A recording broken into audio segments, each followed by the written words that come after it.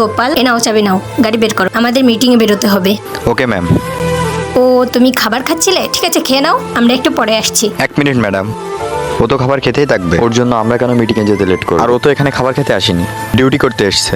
এ ভাই, তুই তোর খাবার পরে খাবি, চল আগে গাড়ি বের কর। ও খাবার খাচ্ছে, ওকে খেতে দাও, আমরা একটু পরে বের হচ্ছি। তা গোপাল, তুমি এমন শুকনো রুটি কেন খাচ্ছ? ম্যাডাম, আমি তো তরকারি রান্না করতে পারি না। ও ওর টাকাতে শুকনো ভাত খাক কিন্তু মাংস রুটি খাক, তাতে তো আমাদের কিছু যায় আসে না। এসব গরিব মানুষগুলো না এরকমই হয়, আপনাদের ইমোশনালি ব্ল্যাকমেল করে, আপনাদের সহানুভূতির সুযোগ নেয়। না না ম্যাডাম, আমার প্রমোশন চাই না। আমি যেটুকু টাকা ইনকাম করি সেইটুকু টাকা গ্রামে পাঠিয়ে দিই, কারণ আমার অসুস্থ মায়ের চিকিৎসার খরচা আর 2 বোনের বিয়ের দায়িত্ব তো আমার উপরেই। তাই ভালো খাবার খাওয়ার কোনোদিন সাহস হয়নি। ঠিক আছে, তুমি তোমার খাবারটা শেষ করো, আমরা আধ ঘন্টা পরে আসছি। চিঠি? গোপাল, এই খাবারটা আমি দিচ্ছি, খাবারটা খেয়ে নিও। আর হ্যাঁ, কাল থেকে তোমার খাবার আনার দরকার নাই, কাল থেকে তোমার খাবার আমি নিয়ে আসবো। আমার তো কোনো ভাই নাই, তুমি যদি আমার দেওয়া খাবারটা খাও তাহলে আমি অনেক খুশি হব।